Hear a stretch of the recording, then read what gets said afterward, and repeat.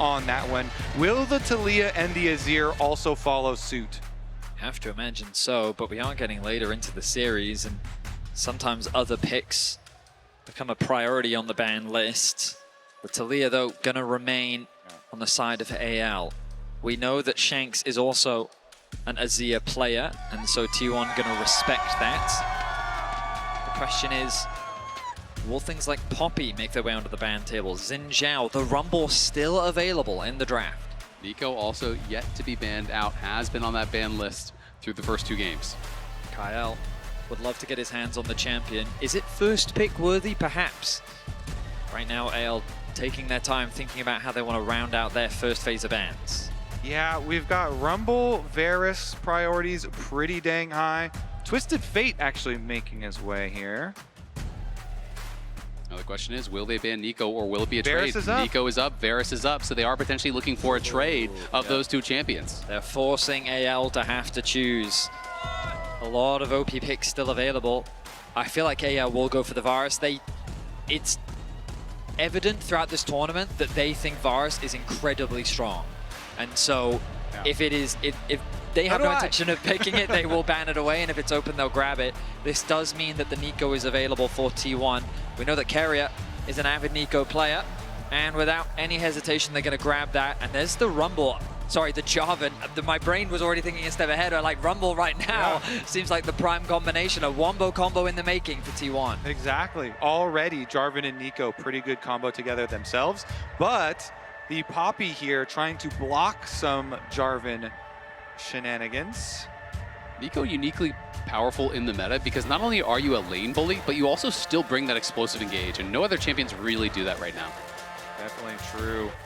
One of the few range champions that really gets tons of priority. But there we go, we break up that Rumble combination with the Jarvan, snagging it away. I wonder if maybe that'll be like an Ornn for Doran then, I'm guessing, because Galio's already out. So T1, that would be like the next possible answer into a Rumble usually. As well. Yeah. Could just go something safe if they want just that tanky front line on the top side. You did mention the Ornn, both very viable options into the Rumble. This is the counter matchup that Whippo spoke about, wishing that he had actually, let through the Rumble earlier in their match and tried to bring out this Ornn. So we'll see, how he's going to be able to actually perform on it. Doran very solid on these tanks, and it can be quite a good matchup. T1, though, quick to remove the Poppy. You've already seen how many dashes are coming through from the side of T1, and they do not want to have to deal with that. The disengage that Poppy provides against this much engage as well is good to be rid of. AL, you imagine that the AD carry pool will be their direction. Maybe a Misfortune could be a good ban. Xayah potentially as well. Corki going to be the one to make its way onto the list. Yeah, Corki burst damage there, along with the definitely very potent there with the Neeko. Honestly, so many options down there, but we're whittling away at a lot of these engaged champions. Silas gonna get taken off. I mean, it makes a lot of sense. Lots of good ults to steal already. A lot of really good ultimates to steal, especially Neeko. We've seen Silas's have huge impact in the draft, especially. Other AD carries that they could consider.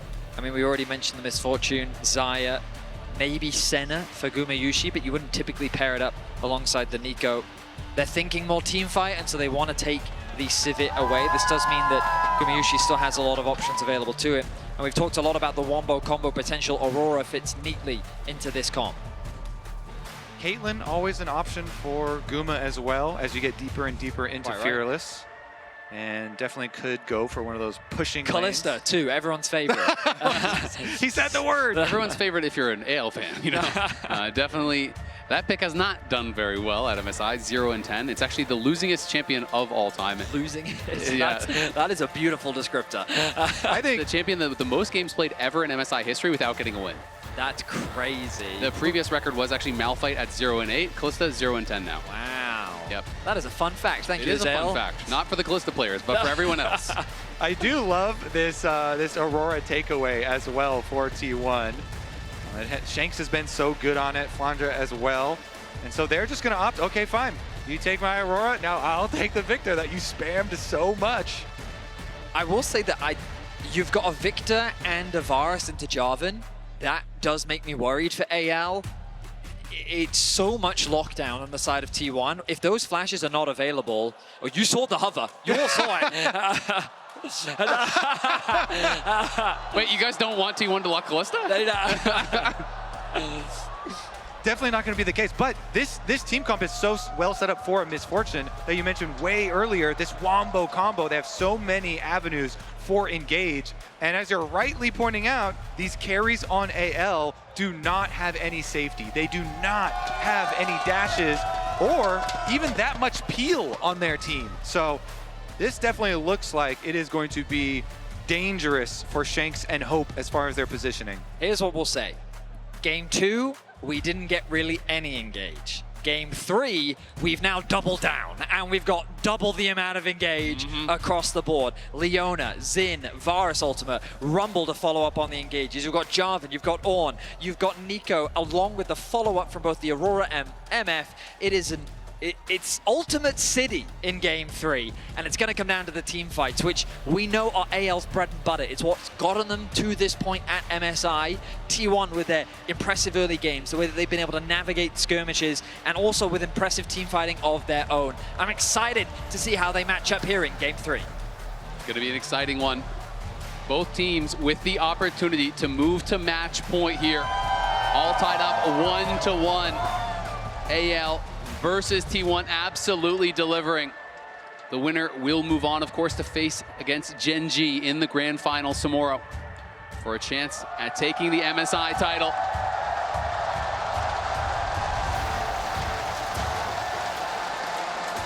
And either way, that will be hype. We'll get a follow-up on a full 5-game series. Worth noting, Hope is going to be playing Poke Varus here. Does have the comment, so will not be playing on hit. Will make it a little bit harder to get through this Ornn, but AL also have multiple damage threats. When you think of Jarvan, sure, if he gets onto a Varus, he can do a lot of damage, but Xin Zhao, I feel, provides so much threat onto the backline as well. And when you pair that up with things like a Rumble, high AP damage from the top side, the Viktor scaling in the late game, AL have a lot of power in their composition. And you can see AL, all of the players' records here against T1. Shanks actually with the highest win rate, only having played against them in this series. His first time getting to play against his idol Faker, who he met earlier at the event. They got a photo together, and you could just see how ecstatic he was to have a picture with the GOAT. No, and we were joking earlier about how for so many teams around the world, if they could have the opportunity to beat T1, it would be like getting revenge, because they've just been at so many internationals, they've knocked out so many different teams, they've stopped so many players. AL, a big one for so many of these individuals, is already skirmishing in the bot lane 2v2, the range advantage going the way of T1. Yeah, I mean, Keria has been so good with the Neeko. And with the power of the early MF here, they get the health lead, they get control of the minion wave for pushing for level 2. And I just love Keria using the heal there, not only for the early HP, but also for the move speed to actually sidestep that piercing arrow from Hope. So a very health positive trade from Keria there, using that summoner at level 1. Meanwhile, Faker also pushing early here on the Aurora. All that burst damage with the electrocute available.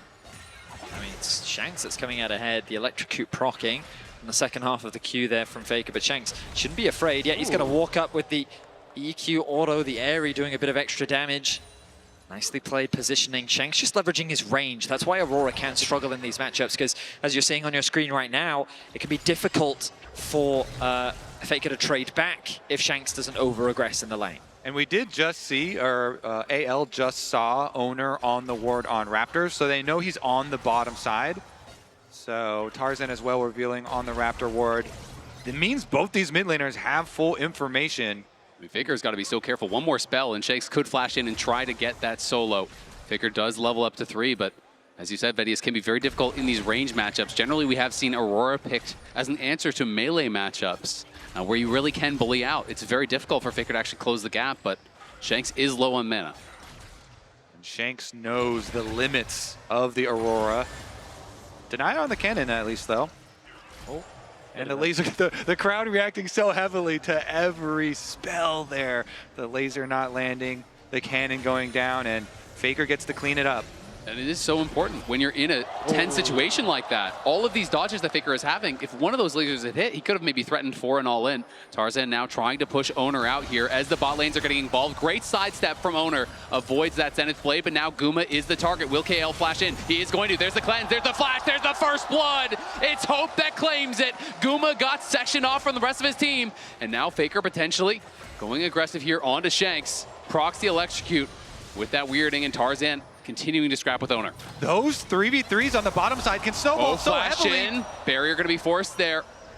Will survive. Yeah, Keria using his flash as well. So many summoner spells down here on the bottom side of the map. Definitely expect junglers to revisit. And currently, I see a Xin on my screen. They're looking. No one's fooled by that minion. It's going to give you extra gold. They're locking him down, and they are knocking him down. 300 gold from a minion. First time I've seen that one. Tarzan is doing so much work already in the early game. Not afraid to contest Oner on the bot scuttle, but he just realizes this early on into the game, Xin with the Varus, Leona, they should be able to win out on these skirmishes. And T1, just a bit of mispositioning from Guma. He doesn't expect the collapse from Hope and Kael. Now, unfortunately for Hope, he does lose a decent amount of farm on the bot wave, and Oner does a good job of cross-mapping, stealing away the Gromp respawn from Tarzan, but still, AL off to a good start. Yeah, certainly. I mean, those bot lane skirmishes can snowball so heavily. You know, Keria going for that flash play onto Hope and then falling in the aftermath as just a little bit of an extended trade. During these support recall timers, is going to be Keria returning first, but he's on vision. Faker tagged there, as he did go into stealth. Tarzan around, so Faker will not chase any further. I think he's looking for a steal away on those Raptors at the moment. Tarzan going to start them out very quickly here. Should be able to finish up by the time the Oner gets there. He has his smite. Oner going to be able to spot him. Tarzan is behind Faker here, pings on to Faker. Will he be able to retreat out to the side? Does have the ultimate now, so could use that to escape if he needs it, but doesn't look like he'll have to. Gonna get a bit of a cheeky trade onto Tarzan, take a bit of his HP away. Shanks quickly melting through his mana. He's likely gonna have to base soon. Faker, though, can keep the pressure up. Cannon wave. Yeah, and Faker's unrelenting with his push. I love how, even though he's at like prime risk of a gank, he's saying, no, I'm fine. I have my ulti. Ulti's gonna be dropped to push him back. That is a very low Aurora. Yeah, Faker has no teleport. I think he's going to have to... Nope, he is not. He's like, you don't have enough mana. Wants to catch this wave, and now I expect both mid laners to reset. Doran has made his way into mid. They really want to contest this dragon. See if they're going to be able to do it. Oner is going to be first there to actually pull it. Tarzan in the area, though. Flandre is up on that top side, but has his teleport available, and Faker is still quite low. Honey Fruit there really going to help him out as he collects those through the river. So Doran can now... Here comes Doran with the engage. He's going to be flashing forward. The combo is perfect onto Hope. Beautifully done by Doran. Knocks him up, flashes in, knocks him up again. Is going to TP right back up to topside. But Flandre could TP down if they want to continue to contest. Really smart from Doran. He knows after the bottom lane exchanges, no flash on that Varus means no dodging on his ultimate. Right up against the wall, just nails it there, taking out the extra kill before teleporting over. I love this plan from T1, and the TP back to top lane means that Doran doesn't really lose much off the back of it. They saw Flandre TP early to bot lane, which means that after he pushes out that top wave, they can just match back up Guma into Hope. The farm swinging the way of Gumayusi with about a 2-wave advantage, and after getting that kill, he now holds the gold lead in the 1v1. Very good Ornn play, made possible by the early skirmish and the low mobility carries there. Still on the reset though. Tarzan's feeling fairly healthy, gets back out, gets his Scuttle Crab before the spawn of these grubs. AL are here very early. They've got Kael already positioned, so plenty of vision advantage for AL towards the spawn of grubs. Shape Splitter used there to be able to scout out that side brush, and does spot Kael, who is getting some very good vision around those grubs as you're talking about, Kobe. Doran is down on the bot side with no TP, so he will have to move if they want to try to contest this, because Flandre has moved early. He's already around mid lane, but was spotted by that ward over by the Raptors. Shanks did just hit 100 stacks, so his E should now be upgraded, giving him a lot more wave clear in the mid lane. I don't know if T1 are going to contest or not. I mean, Doran is still on that bot side. They're definitely fishing around, seeing is there an angle to at least steal one grub. But Flandre is in range. Faker poking back and forth here with Shanks. Proxy electrocute. Flandre now heading back towards bot side as he realizes the grubs are ours. T1 not going to commit without their top laner. Yep. And after they finish up here, AL already sending Rumble back down. Flandre not going to lose too much. Ult used for Wave Clear as well to get the reset timer for Guma. Looked like Doran was able to get a turret plate down on that bot side, though, so that is something for them. Tense affair here in game number 3. AL trying to interrupt the bases as Tarzan wants to get his reds.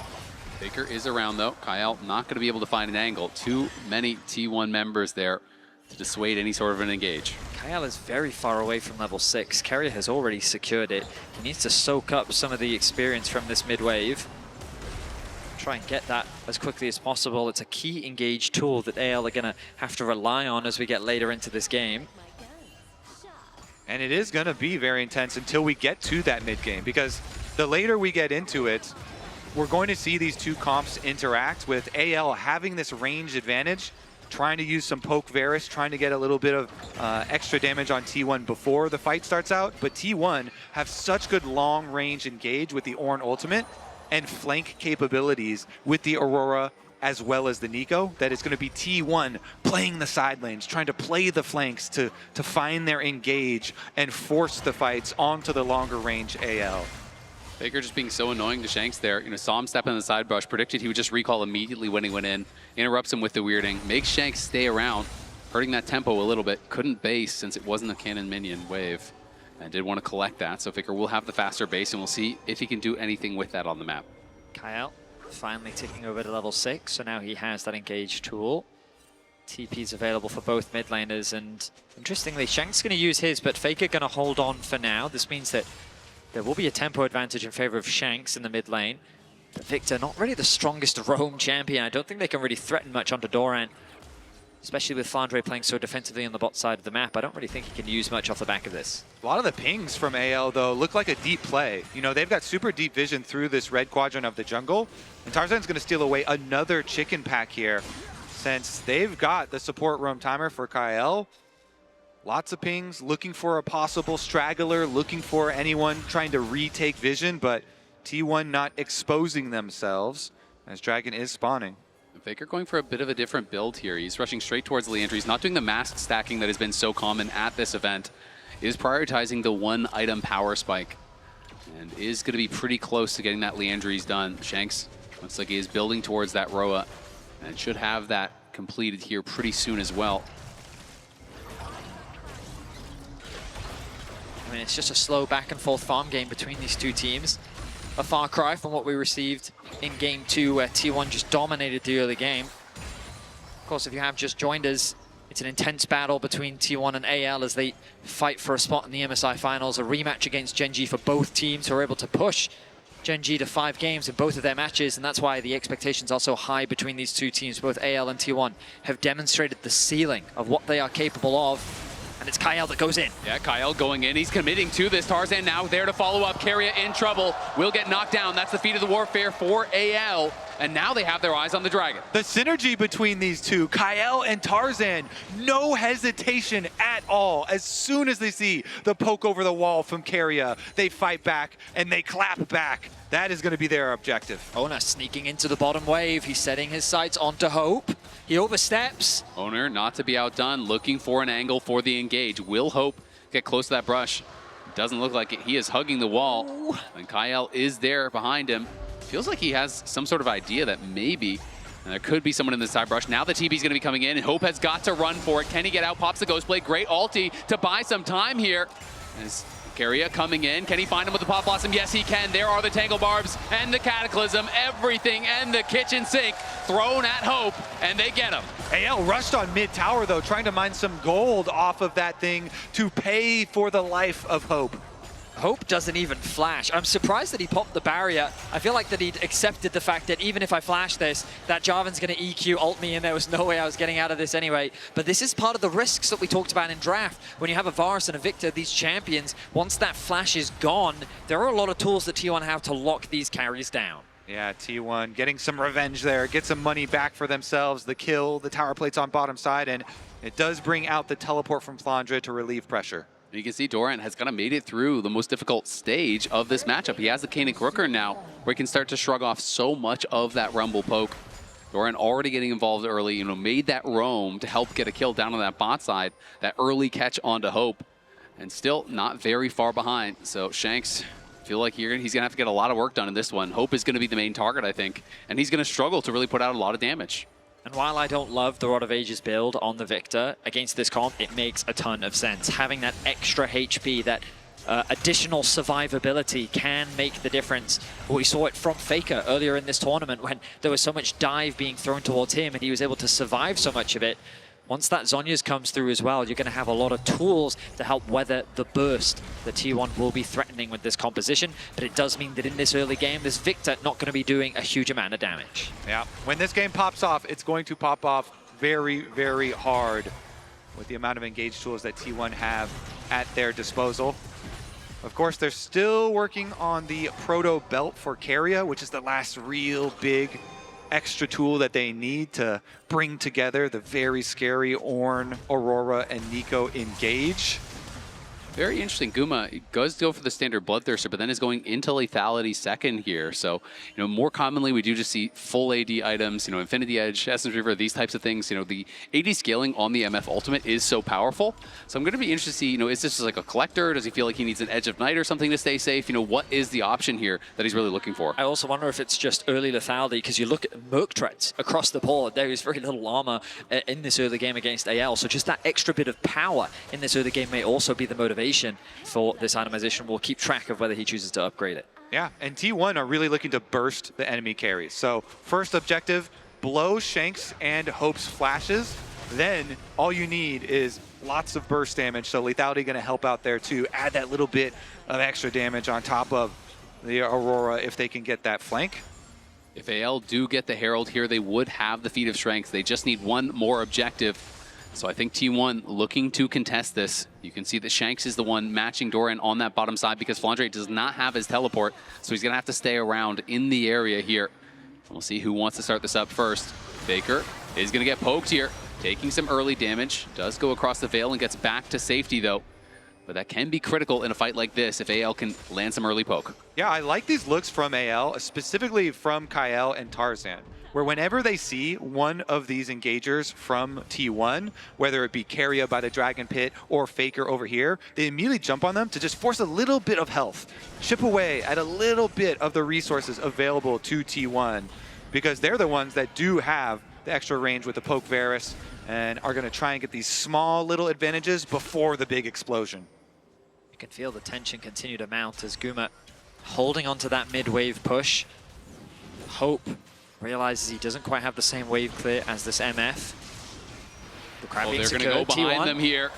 T1 looking for potential engage. Keria going for Tarzan. They're trying to lock down the jungler. The CC is good, but the Crescent Guard buying a lot of time, and it's Keria that goes down first. Flandre on the side, trying to cook up Oner. Oner falls as well. This fight's looking bad for T1. They've got to run, but Doran arrives. Can he get one back? He does get the shutdown there on a Flandre. Faker fighting against Tarzan on the side as Gumayusi has been pushed out. Doran is isolated. Doran is knocked down, as is Faker. AL roar to life in an explosive fight that will net them 4 kills and the Herald. T1, they thought the Hex Gates were their ticket into the flank, but they go for Tarzan. He shrugs it off, and they destroy them. That's going to be the Herald for AL for sure. Dragon is spawning on the other side of the map as well.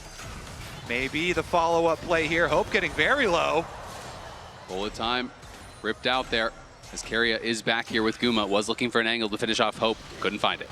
Hex Gates are going to allow T1 to get back out on the map and look for the counter on Dragon, though. So while the extra kills and the Rift Herald goes the way of AL, during this replay, T1 will probably be taking a Dragon. The ultimate timing from Tarzan was beautiful, and the way in which they just turned their attention onto Keria, I mean, that target focus was great. The arrival of Doran is a little bit late, and while he does pick up this kill, the fight is already so split. Shanks forces Gumayusi out of the pit. Doran is forced back because it's a 3 versus 1, and Tarzan in the jungle picks up a pick onto Faker. It's also worth noting Faker's ultimate just slightly misplaced. The edge of it overlapped with the wall, so he couldn't actually bounce through to the other side to try to escape there from Tarzan, which potentially ended up costing him his life. I will also say that the damage from Hope, very scary. It took off a chunk of Oner's HP when he was so close to getting away as well. 7-3 the kill difference. AL with a 3k gold lead off the back of this Herald. Guma trying to finish it, but he will not be able to find it. Tarzan navigates through the jungle, drifts left, he's gonna drift right. The angle's too tight, not able to make it, but it will get him to top lane, another tower for AL. Drifted too close to the sun. Yeah, they can finish this one by hand though, it's okay. Get Shanks some money on that tower. And the worst part about it for T1, where I was theorizing this comp is going to look to step number 1, blow the summoner spells off the low mobility carries of AL, then go for the big team fight to try and get those kills. They didn't even get the summoner spells off of Shanks and Hope because Tarzan was able to shrug it off with his ultimate and the big counter engage from AL. So T1 still have so much more work to do to be able to find a successful team fight for themselves. And AL, now with this gold lead, now with this map lead as well, getting down these turrets, having so much more room to work with, they will feel very confident. So far in this series, we've seen T1 rush Otacon. Game 1, Game 2, it spawned, they forced a fight. I imagine in this game, they're not going to be as quick to force that objective. Given that you're this far behind, of course, you still want to try and force a fight where you can, but starting the Otacon can put you in some serious danger against the lead that AL have built. That being said, it is T1, and whether they are ahead or behind, they will start these objectives if they think it's a good angle. Yes, if they feel like, hey, we need to force a fight, they're going to go to the objective, they're going to look for a turn. And T1 has turned around so many games in their history through that confident shot calling. If I was them, I would be hoping that AL starts something up and then they can look for a flank. But we will see. I mean, in terms of itemization right now, it's not that different between the two teams. Of course, the gold lead looks scarier than it actually is, but there's still a few components coming through from AL. The collector was completed for Gumayusi, so we will have that slight execute towards the end of it. But it's Tarzan, where a lot of the gold lead is sitting, and he is the one that has that fully completed Black Cleaver. And given that he's got 4 kills, he's going to be a tough one to deal with. T1 setting up vision around this Otacon. Yeah, I like this because then if AL try and start something up and make use of their advantage, then maybe T1 could find their dream flank. Maybe they wait for the Otacon to shred a little resistances off of AL to make up for the gold deficit. And they do have a lot of flowers already picked up off the Rift. So if they could maybe smite steal or something, I mean, that it's objective 20 away. to 3. I'm kind of surprised that T1 was able to find so many. But Tarzan now saying this space belongs to AL. They will clear out this vision. They will push out that bot wave. And now the pressure is being put onto this bot tier 1. They're getting all those extra petals. That's the advantage of the pushing lanes that they had early on in the game. Baker getting poked out, though. It's going to be hard to defend this tower on the next wave, potentially. Yeah, the siege here from AL with their range advantage looks very good. Baker on the side, just trying to zone out any potential dive as it's Guma's job to clear out this wave, though. But Tarzan and Kael are behind them. They're going to go in immediately onto Faker. Chuck about to half HP. Oner cannot connect on the flag and drag. Keria now getting engaged on. He's getting burst down by Shanks, and he is just gone. Shanks deletes him from this world as Faker goes between worlds and tries to start the fight. Guma running from Tarzan. Doran is here. Kael is low, but it's AL again, crushing the fight, it feels like. Guma flashes back to the tower. Doran and him going to try to hold their ground here, but it's a 2v5. They need to cut the wave. Guma trying to heal up as much as he can, but Tarzan flashes in and knocks him down. It's a multi-man knock up there from Doran, but the heroics are not to be. Doran falls as well. AL lose no one. They'll get the tower, and they will get the Otacon. Tarzan is such a Chad. He just walks up to them, starts fighting between towers, chunking out multiple people, and AL pick T1 apart. Keria and Faker are still alive, considering fishing for exit kills, but they will not find any. We look back at this play, and as you highlighted, Kobe, Tarzan with the aggression immediately onto Faker, sidesteps the knockup from Oner, and with the arrival of the Rumble, the combo dropped onto Keria. He's eviscerated from the fight, and it turns into this one-sided affair for AL. Yeah, that Leona combo into Varus ultimate and just deleting Keria as well. AL running them out of their own defense here. As you know, they also finished up on the tower afterwards, so bunch of kills, plus the tower, plus the cheer from the coaching staff. And AL will feel very comfortable now.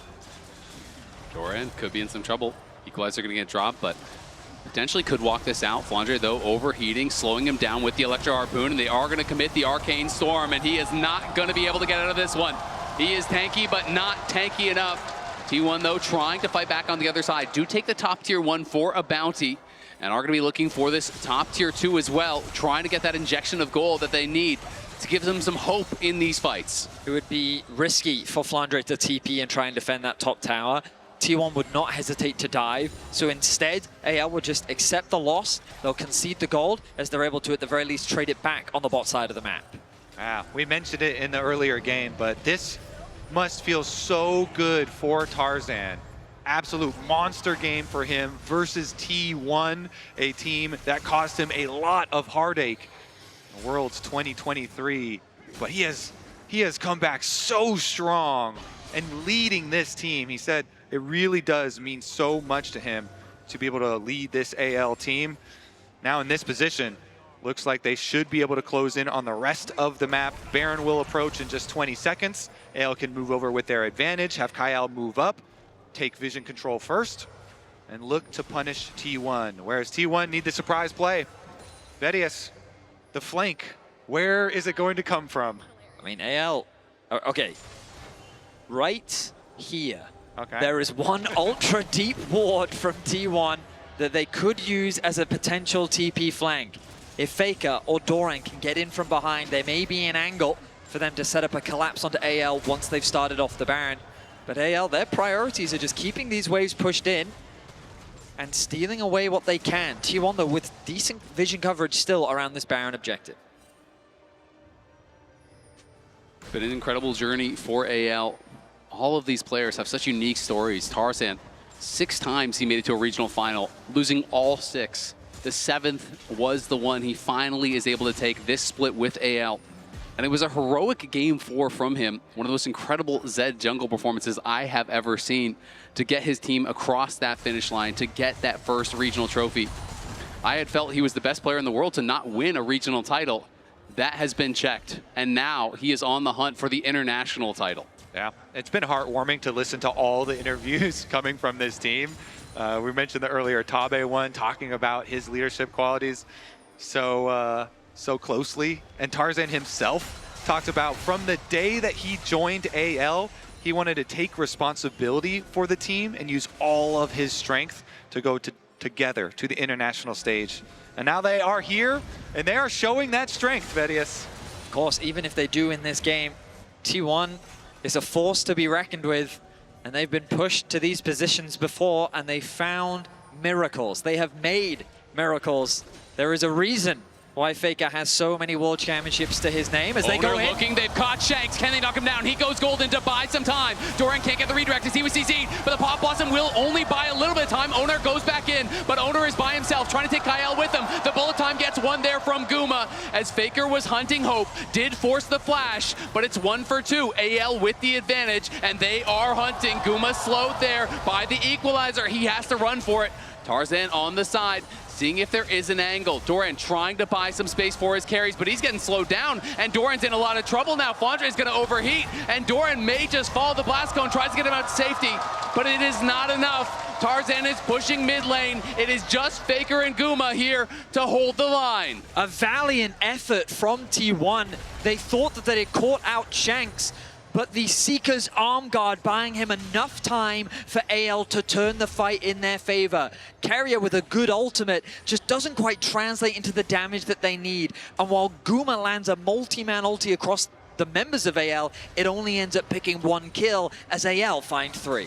Both of the times so far this game that T1 have tried to go for the big fight for themselves, tried to go for their picks earlier with the Hex Gates, or just now, it has just been better responses from AL. Of course now, T1, they know they need to make that surprise play, and so they choose their moment, they make their play, but as you say, Shanks just gets his Zhonyas off, and then here come the reinforcements. Doran getting stunned in the fight, meaning that he couldn't get that follow-up as well, was huge. He does do a good job of keeping hope out of the fight, but at this point the fight is already lost. Guma does good damage onto 3 members. He does get himself a shutdown onto Kael, but at this point the fight is already over, and AL just chase for the cleanup kills. I mean, Shanks so difficult to take down, has a 3-level lead now, make it a 2-level lead as Faker had leveled up after that replay. Shanks nearly 18 though. This guy is monstrous right now. Doran in some trouble. Kael gonna go in. AL look like they want to just pile in. Tarzan is chasing here. He is confident the equalizer gonna get dropped on him and Oner. Oner's gonna have to leave Doran, I think, but Guma, Oner, everyone coming in. T1 gonna look for a fight. Can they find it? The Pop Blossom CC is there. Faker arrives. Flandre in trouble, but Guma's gonna be knocked down on the other side. Hope and Tarzan kill him, and Tarzan flashing forward, getting another, diving into the back line. The shining light of AL. Tarzan will lead his team to victory. AL on the march.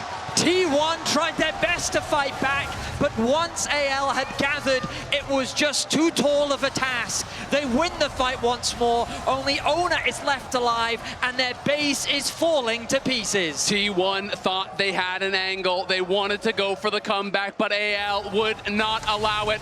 It is just Oner here trying to clear out the wave, is able to cut the minions. That may buy them some time, but the Grubs there doing some work as well, still tanking up the tower. It's enough. Oner kills the minions, and they decide we're going to go for the dragon instead. Oner with the defense there buys them some time, but AL will take the dragon in the aftermath. Here's another look. They full send actually on Doran, and Doran survives for so long that it does open up the counterattack possibilities from T1. Look at the flank from Guma and Keria. The combo looks so good, but Tarzan turns his attention immediately onto Guma, limiting what damage he can. Then Shanks arrives from the other side, the additional damage threat, and T1 end up getting collapsed on. Tarzan was so impactful in this fight and prevented Guma from turning the game around. Exactly. He takes down Guma, he W flashes to finish off Doran and chase the other side for AL, and they actually did not go burn down Dragon number 3 for themselves, instead taking away jungle resources and maybe looking at a play over towards Baron here. T1 are going to TP for it. They have Kael in their eyes. Tarzan, though, coming in. Kael's just going to flash around in onto Guma as Tarzan arrives. Kael will fall. Hope is caught. Has no flash. Here comes Faker. He goes between worlds. He's trying to knock down the AD carry. Keria arrives as well. The CC getting piled in, but it's a great equalizer across the team. It is Shanks standing strong in the midst of T1. It is Shanks crushing through the fight with a triple as the Arcane Storm tears T1 to pieces. T1 try and make another comeback, but AL are having none of it. This game will go to them. AL stand strong. They push toward the Nexus. They have to buy a little bit of time for the minions, but they will arrive. And AL know this game is theirs. This team now on the precipice. They take us to match point as they're gonna claim game number 3 here. AL will fight it out, but there's no way T1 can stop them. 2-1 AL.